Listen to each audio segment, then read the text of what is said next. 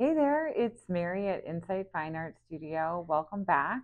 Last week, I showed you the first and probably one of the most important stages of an oil painting, and that was the painting block in, an underpainting rather, and a value wash. But this week, we're going to be working on adding color to what we did last session. So let's get started. All right, so here we go. We have our image. We have a value wash that we did last time using just like a burnt umber, thinned down with some Gamsol or odorless mineral spirits. And right now we can see where we want the image to have contrast and kind of where the most contrast takes place. But what we can't see is the color. We can't see any of the details. We can't really see what's going to make this piece a little bit more finished and recognizable. None of that is here yet, but we're just going to go along this journey one more step. We're not going to finish this painting today. We're just going to show you the next kind of logical step in working in layers using oil paint. All right, so looking at our reference, there's 2 points that I really want to make to you today. The first is how to simplify. And what does simplifying something mean? And the second is going to be, the consistency of the paint. And we'll do our very best with videos to kind of get that across. I'm going to describe to you what we're going for with that because I think it's a very important aspect to this stage. So looking at our reference, and I have it on the screen, I'm also just going to put it kind of on my palette so you can see like where I'm looking. I can break down this background area, which is what we really want to start with, into maybe 3 to 4 different colors. There's something a little bit darker and more vibrant green over here. There's a dark and more gray green here. And then there's this like lighter gray and maybe a yellow. And those would be like the 4 that I'd want to focus on. So I've somewhat identified maybe 4 colors that I could use to, get this background looking a little bit like this image. And now I'm just going to set about mixing up those colors. So when people ask me, how do I know what's in a color? I don't. It's really instinct and comparison. So we are just going to start with some ingredients for a deep green. I used Prussian blue and Viridian green. We're just going to see what works for this painting. And I have this little paper towel. I'm going to swipe my palette knife off because I want to keep my source colors nice and clean.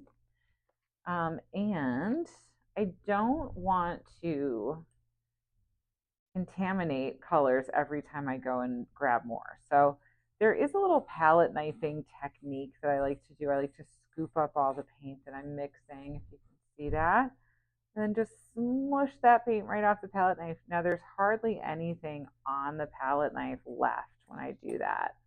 And you want like a nice flexible palette knife. So not much came off there.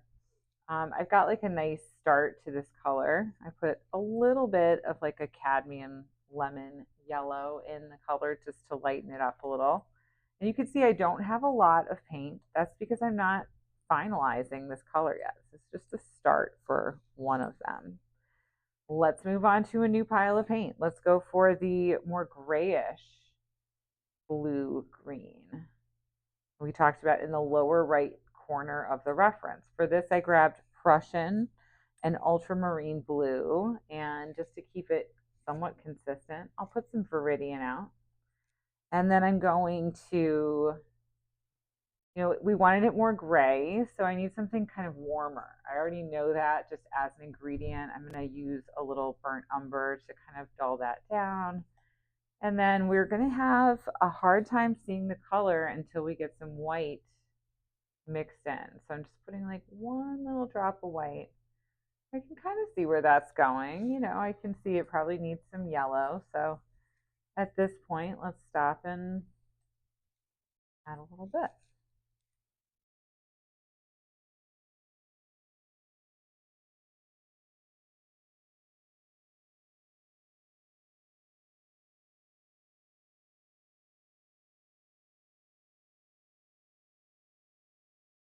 All right, the yellow I think really it helped, but it's pretty saturated. I'm just gonna warm it up because it is such a deep, cool green. I'm gonna put a little bit more brown into this and just try and kind of gray this out a little bit more.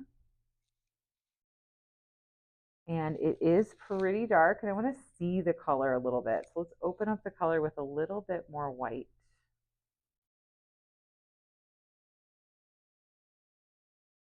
And as I do that, I'm going to hold it up because I think we're getting pretty close. And I like how this color and that color look on the palette.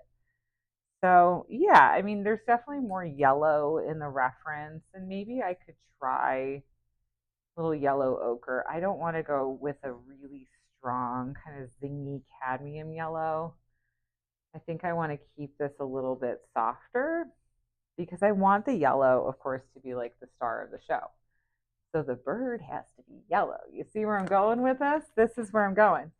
And so the yellow ochre, I think, really just raised that color up nicely in value, gave it a little warmth, and I love it. I love that color. I hope that works out just great. I say I hope because I don't know how it's going to work out until we start painting them. But I like where it's going, and I just wanted to like talk you through this process of how I sort of think about color and what I do in each layer. Because you're going to see the next layer is like a totally similar yet of course more intricate and different process. So come on back for that. And by the way, if you have not yet subscribed to my channel, oh goodness, please go ahead and do that. And please like this video and share it and all of the things. And let me know what other videos you would like to see.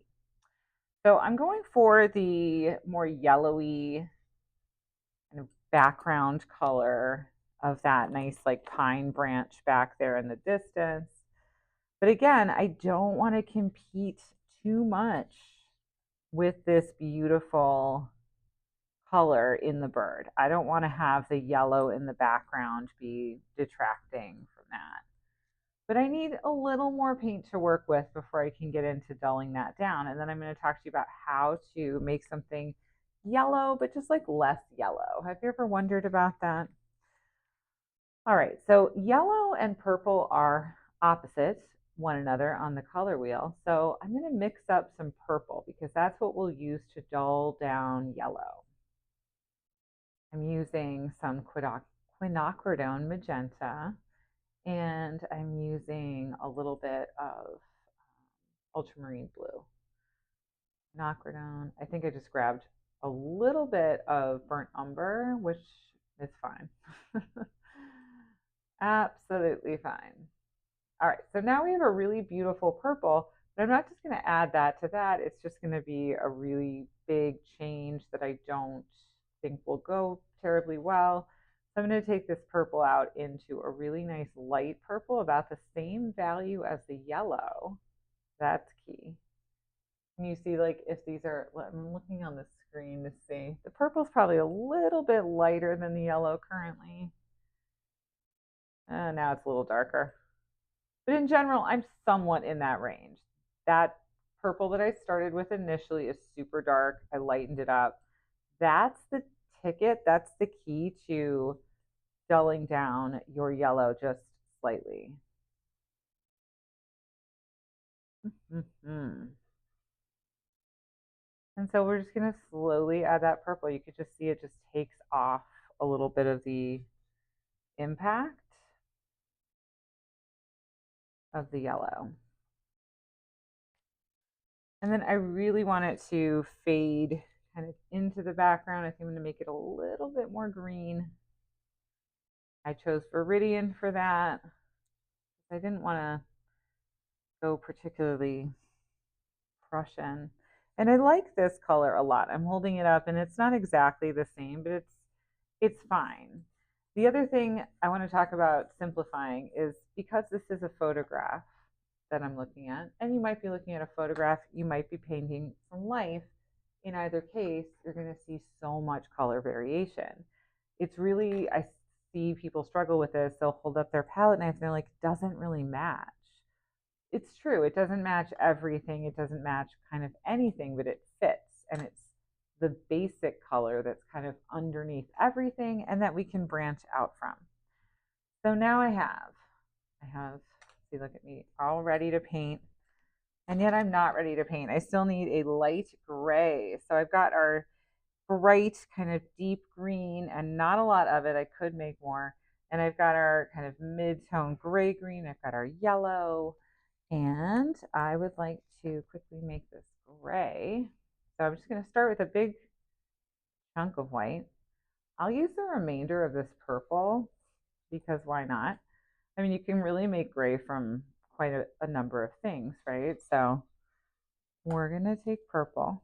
It'll be beautiful because it's in the colors already. It's in the yellow. That's really the way to go. Let's try to make a purpley gray. I'm going to take a little more yellow ochre. I like how that yellow ochre is mixing into that purple color. I think that's really beautiful. And I also think it would look absolutely just beautiful against the bird. The colors of the bird would look great with that. And maybe some variation in there. Let's see if I can go a little bit more blue and just a tiny bit more purple.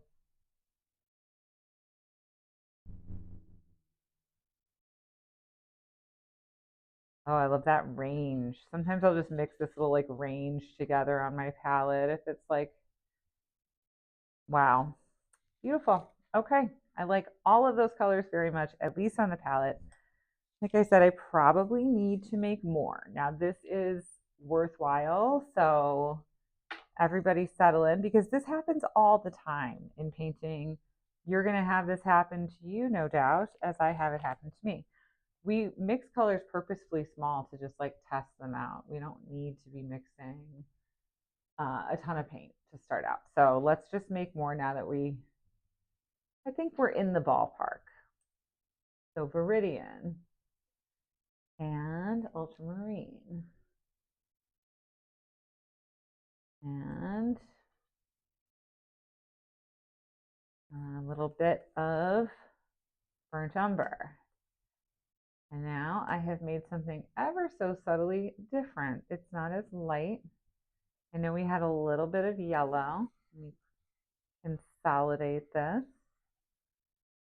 Viridian and yellow to probably bring that up in value.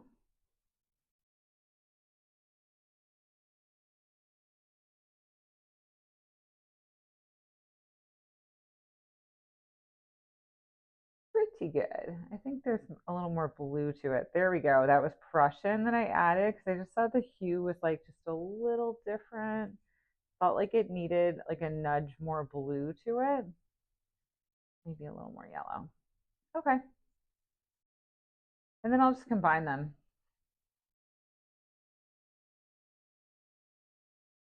And they don't have to be exactly the same. Like they were really close and it's fine. I've combined and that's all we need to do. Now coming back over to this pile, let's make more of that. We've already got some ingredients out here that look left over. Ultramarine blue and burnt umber. And we know we have to go lighter, so let's go with some yellow ochre. That's already getting there. Go with even more.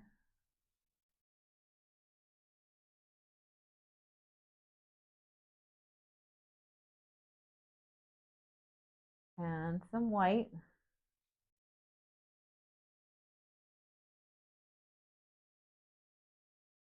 All right, so we're approaching that color. I think the original looks like it has a tiny bit more yellow, but that's a really good exercise. It's just like, you're mixing it and then you say to yourself, I need more. I'm going to try and match that color.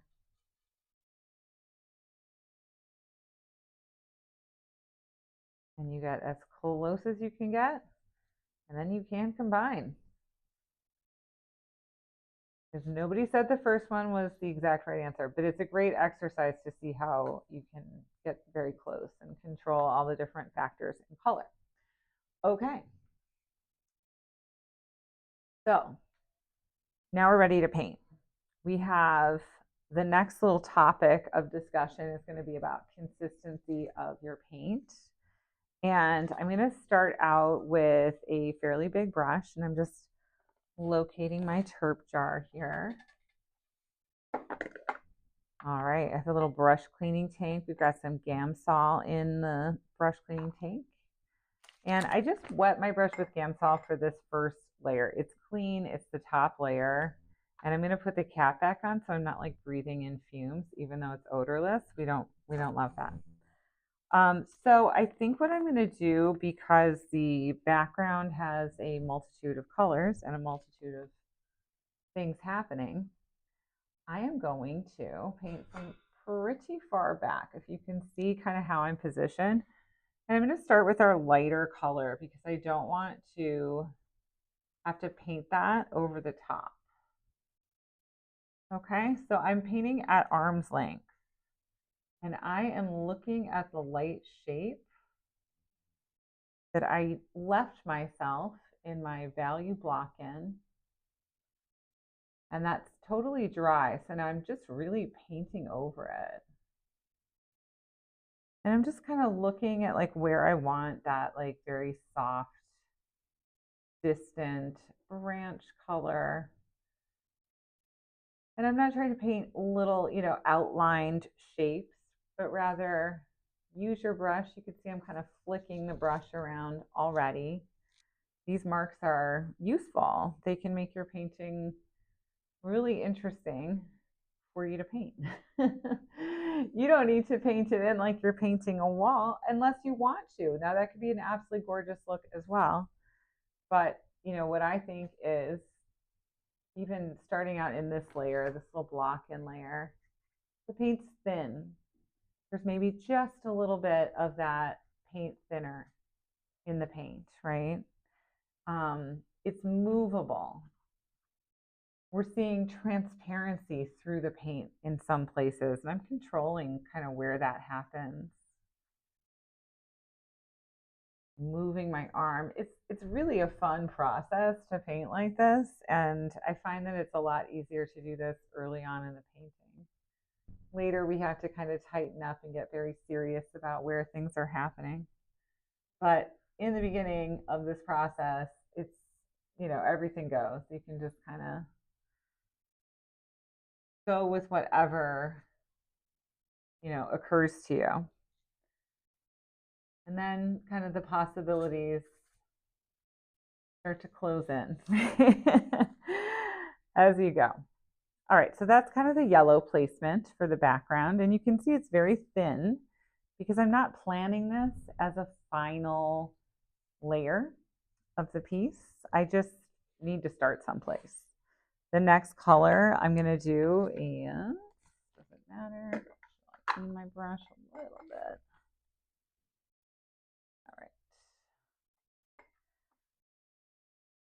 All right, I cleaned off my brush just a little bit, trying not to disturb the terp too much because I have, and when I say terp, I might mean Gamsol. That's just my habit. All right, so we're going to go to the next darkest color. That sort of muted gray-green.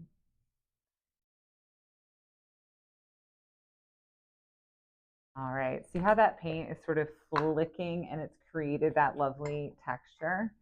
That's something you really need to think about your consistency, and you can only kind of get that once, like it's not so easy to go back and get that texture later.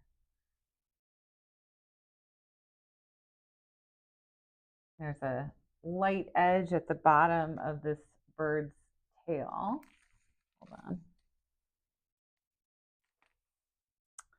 I mean, oil, of course, you can go back, you can fix, it's opaque, you can do this, but sometimes if you treat it like a watercolor, like you have the one shot and only the one shot to lock it in correctly.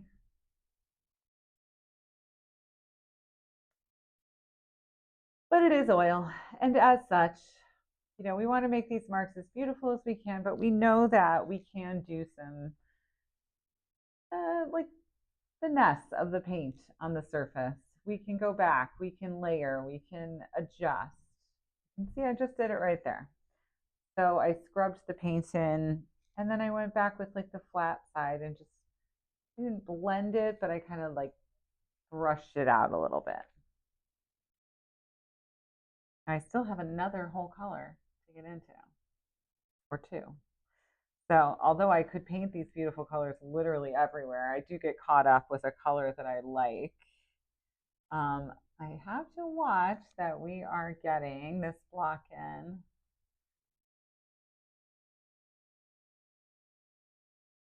I think this is a very delicate color, and I don't want to put that color there for some reason. So I'm not going to. I'm going to keep moving around, and I'm going to adjust the color into a more like saturated light kind of teal green under the bird's face. I just don't like the idea of this color that's currently on my brush. I'm going to go a little bit darker and greener here. Ah, there's that saturated green. Anyways, I didn't like that dark, strong color to go underneath the shadow on the bird's neck. And, you know, it's just a block in, so we're just kind of flicking the paint around. Now, of course, we're going to flick it around very beautifully because you never know when one of these beautiful marks might inspire you in a future layer or might even just be visible and kind of show through in that lovely way that paint can do.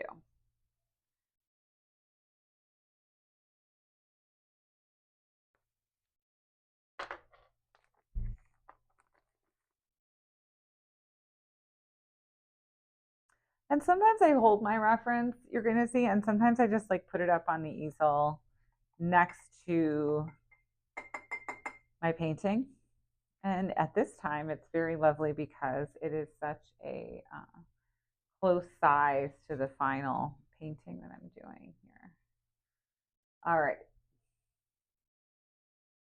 We've got some purpley gray to put in. Just a little terp in this layer. Future layers, I might use a mixture of oil. A little bit more purple. I like that color a lot. I usually mix oil with a little bit of Gamsol. And that's linseed oil, which is already in the paint. So it's just giving it like a little extra flow. And there are so many different ways to add additions to your paint to make it sort of behave the way you want it to. But I use a pretty minimal amount of medium. I just don't, use straight paint only, but I don't load it up with like a lot of material either. So I think, compared to most people, I think a moderate amount. Everybody's different. Now here I'm blending two colors together with my brush on my palette.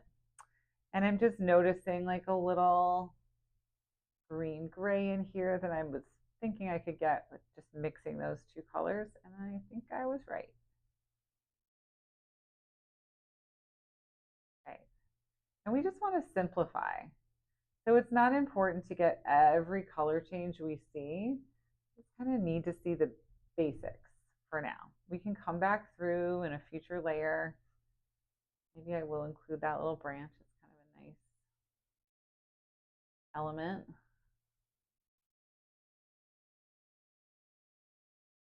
Got our four colors, and I'm just kind of switching back and forth at this point. Want still to maintain if there's dark behind the bird. In this layer, we want to just be more specific about what dark that is. So a little more yellow on the screen, like I said. And a lot of this I will do from brush mixing at this point. Like once I've mixed my four colors, if I want to vary them a little bit as I go, typically I'll just brush mix it. But if I'm running into trouble and things start to go south, I'll pick up that palette knife once again.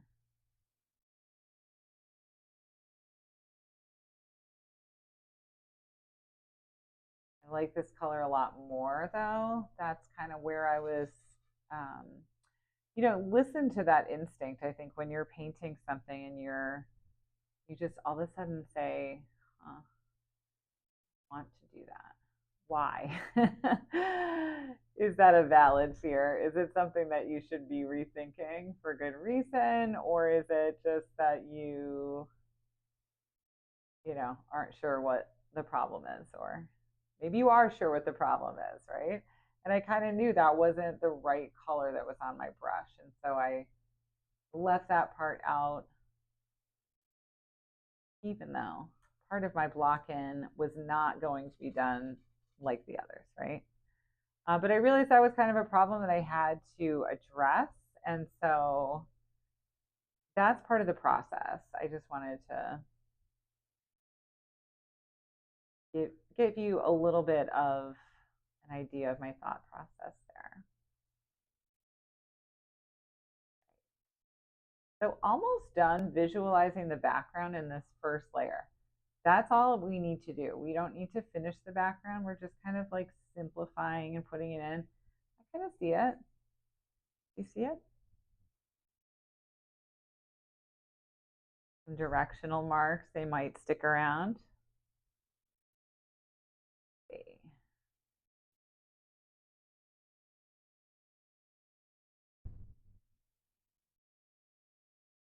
And I'm kind of like putting this branch in with the dark green, being really what decides where that shape is visible. So coming in from the top and really helping to define that yellow shape just by using that other color.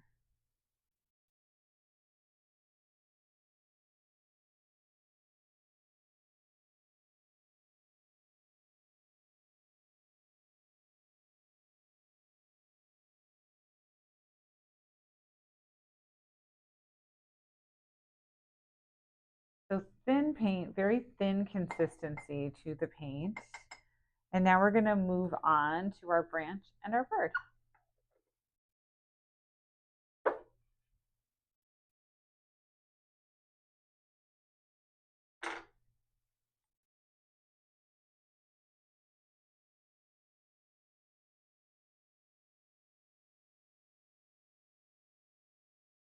All right, so for this branch, I'm just going to go for like a really deep dark brown. And brown can really lend itself very well to purple. I'm going to use some ultramarine blue, quinacridone red. Go. I try to block in a light side color and a dark side color, at least that to every shape that I'm doing in the painting. And so for this branch, I think that seems okay for the dark color. Let's see what the light color is going to do. I think I'm going to need a little bit more yellow ochre on my palette momentarily. And again, yellow ochre is just another, it's another yellow. So if it needs to be brought down in intensity, we can add purple. I'll use the remainder of that light purple. I'll just add that right in. That probably was not enough even to do it, but not bad for the color match actually. Okay, so let's just use that for this block in layer. And we're going to start with our dark color. But I'm only going to paint in the bottom half of the shape. I'm going to keep it a little bit textured. Let me open my turp jar here.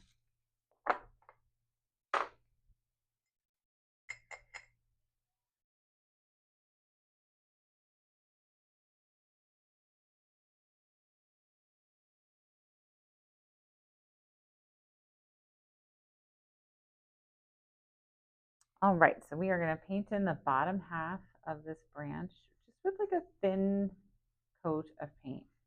Nothing too heavy. You can hear if you listen, I hope. Maybe it'll show up, maybe it won't. I'm sure, this sound of the brush, right? It's not making a sound like there's a lot of paint flowing off of it, more like it's just barely scratching the surface. just touching the surface. And we're just getting that branch to show up against the dark background, so we want it to be a little bit darker because that's how it looks in the reference, right? Now, I see that just for economy's sake, I might even just do like a little swipe at this tail just to get that visualized on the canvas. All right, there we go. Little foot. So I'm not worried too much about like the small details, but I'm starting to even notice like, oh yeah, there's actually like a little bit of a shape here. So for this block in, yeah, I got some information added in. And is there anywhere else I can use this lovely color? Let's see. I think so. Very thin. I'm just going to use it right through here. Sometimes I'll even put like a little dark down, even though I know like a light is going to be there later. I sort of like that hidden edge. A little dark down. Then the light will almost cover it, but you'll just have this tiny fleck of contrast that I think defines things a little bit. Okay, on to the light color because we are not lingering. This is only a block in. We are just going to move on to our light color. I washed the brush. I dried the brush. We're going to now take this light color and we're just going to thinly apply and make some marks. I want it to look like a branch. It doesn't have to be we're not painting a house, a wall, a mailbox. So make some marks. Take advantage of the absolutely beautiful properties of the material if that's your thing. And if it's not, then don't do that at all. So I think I'm going to call that branch blocked in. Now for my next trick, we are going to do what I think is probably the hardest color. It's the most pure color. It's very, very strong, and it's easier to work with colors that are dull, that are a little bit grayed out. They're much more effective. Bright colors are just so they're just a lot. But let's start in. Let's go in. Let's get into the color on the chest of the bird.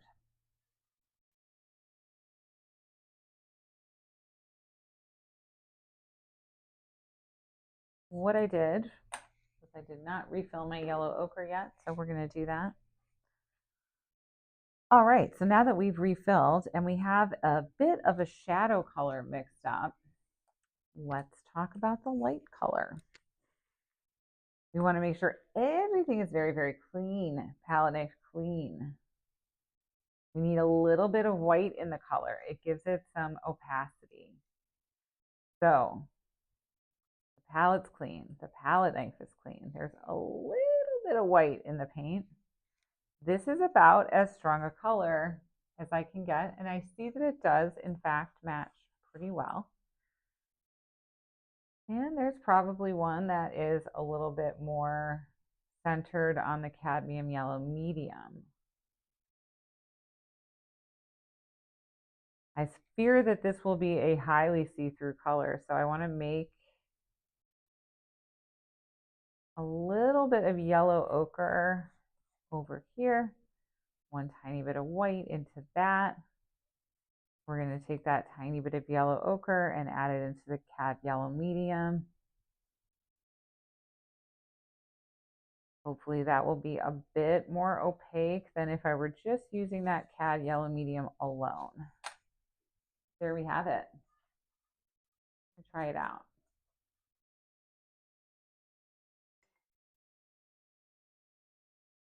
So in this case, I'm going to start with my brightest colors first because I just don't have, a chance at getting them brighter on top of a dark color. They contaminate so quickly. We're just going to use our brightest yellows right out of the gate.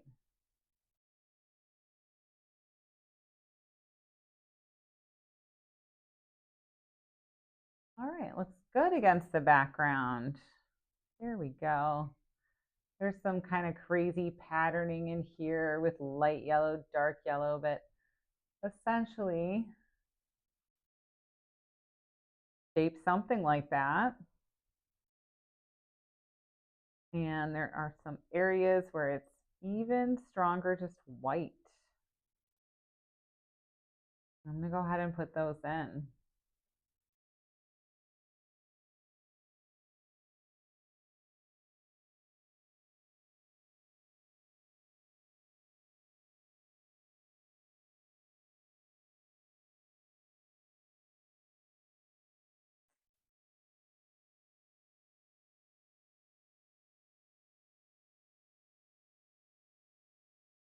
All right, there we go. Next color we're gonna use is that very bright, still very bright, but not quite as light in value, cad yellow medium mixed with a little bit of ochre and white. And this feels a little bit thick. I'm just gonna dip my brush in the turf, one tiny little drop, blot it out over here. Here we go, we're back to the paint. And I'm just kind of painting around the shadow shape because that's where I see this color the most, but I wanna leave room for some shadow shape.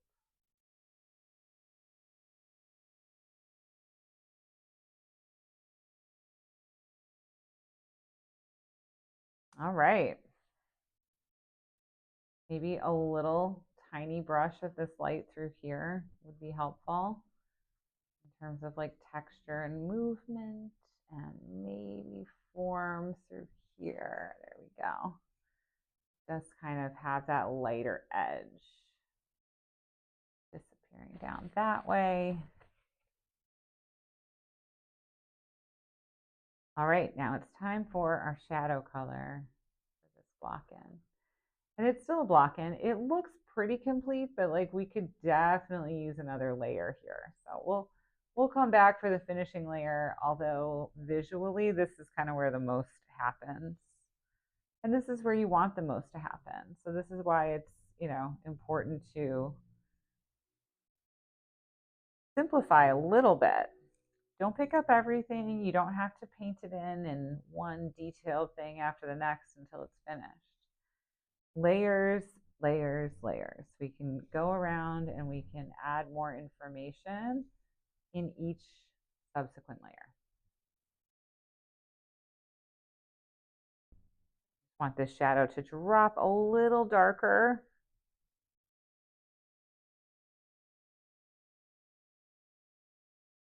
Just at the top of that branch right there.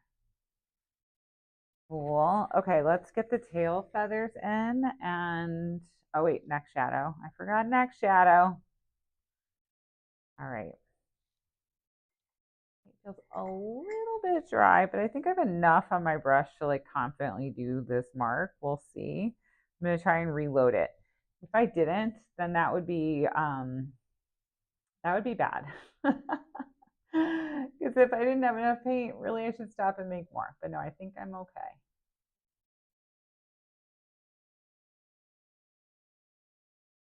Okay. Maybe a little bit dark. I'm just gonna come back through. Start the shape this way.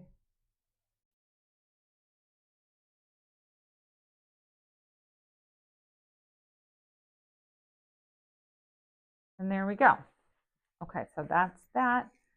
We will mix the tail feathers. I look around my palette. I see there's already something, a nice couple of grays started. I like this green gray. I like this purple gray. We're going to consolidate this purple gray. And we're going to consolidate this dark green. And I'm going to make something between the two. And I think that'll get us somewhat close to this color. Well, we're going to see. We'll hold it up. It's okay. I could see it going a little more pink. So I'll add quinacridone magenta. There we go. Maybe that's like just a hair more pink. So we will just take this And again, this is the block in. We have to respond to this layer with the next layer. We're going to go back in and make sure that everything is reading just the way we want it to, and make more descriptive choices as we go back over this in future layers. I do really like that little bit of orange showing through here and there. So I just want to be very light with my brush in how that is applied.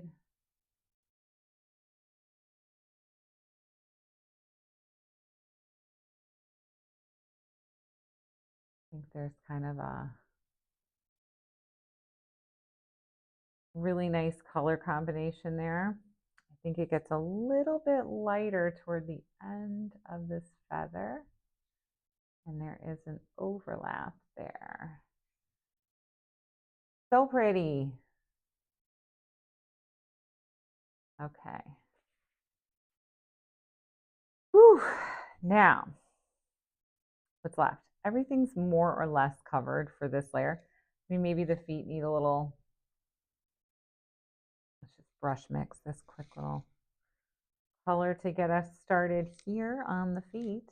They are significant parts of this bird, so important to put them in.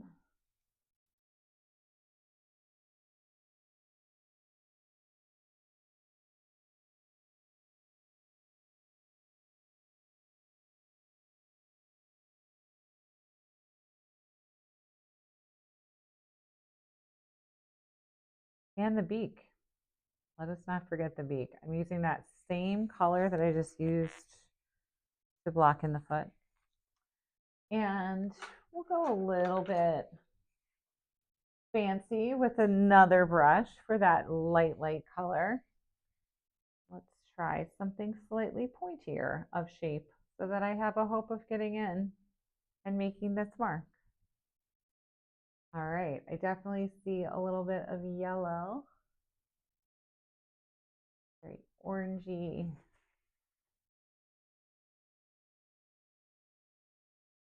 And we're going to go really nice and dark, kind of reddish for that midline between the top and bottom.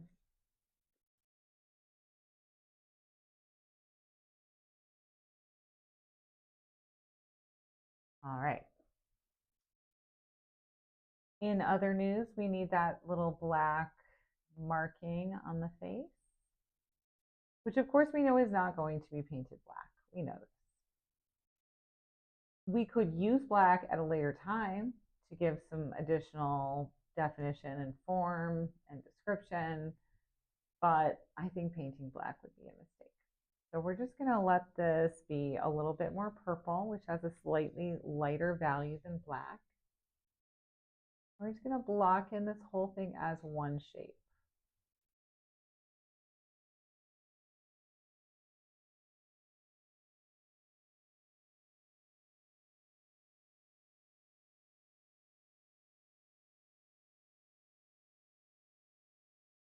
And just one tiny little bit more turf in this paint.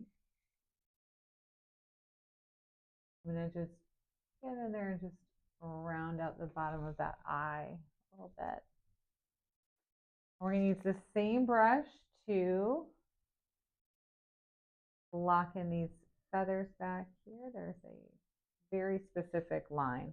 Now, sometimes I'll be a more careful painter where needed, and this is one of those times.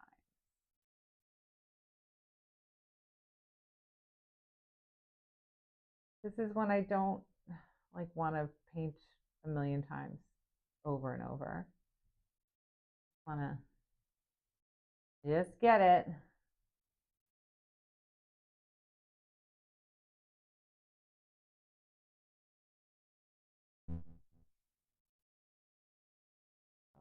A little dark in there. Okay.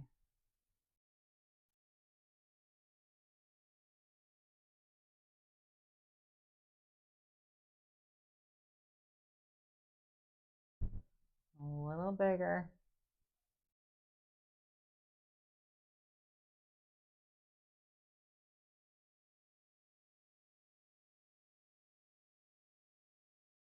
Okay. roll this brush, get that shape.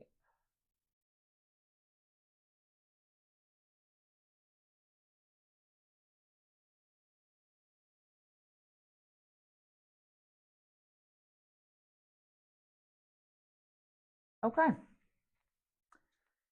And now to complete today's little block in, what's left? I think I might do one more just quick trip through the background just to get everything a little bit more filled. I'm going to cut in where needed and like make sure that I have enough paint on the ground.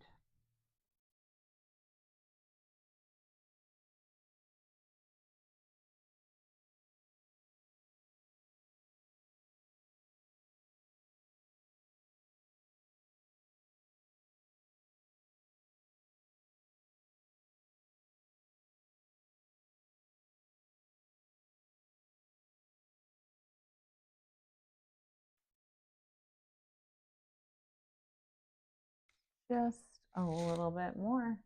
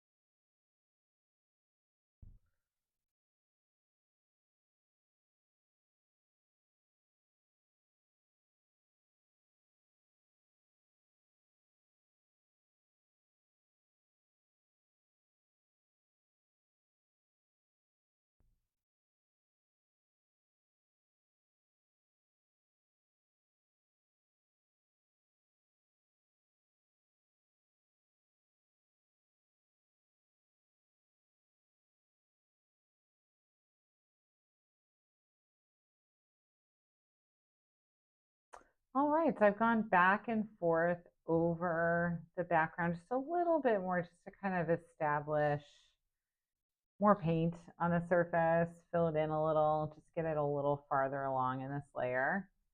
But we're gonna come back and like fill this in even more with more information, more beautiful description, more color. So definitely come back and make sure you like and subscribe and ask me any questions that you had along the way. What did you find useful in this video? What might you think about as you work on your own paintings coming up in the future? Can't wait to hear from you and let me know what other video topics you'd like to see me make videos about.